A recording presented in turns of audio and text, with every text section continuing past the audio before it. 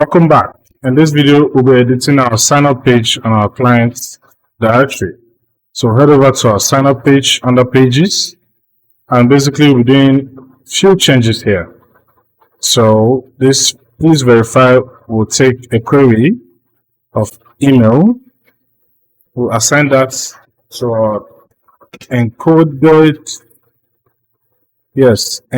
URI component, and we'll put our email variable inside the encode URI component. This removes any unnecessary string and extracts our email. So close the parentheses, and I'll change this to backtip. Backtip.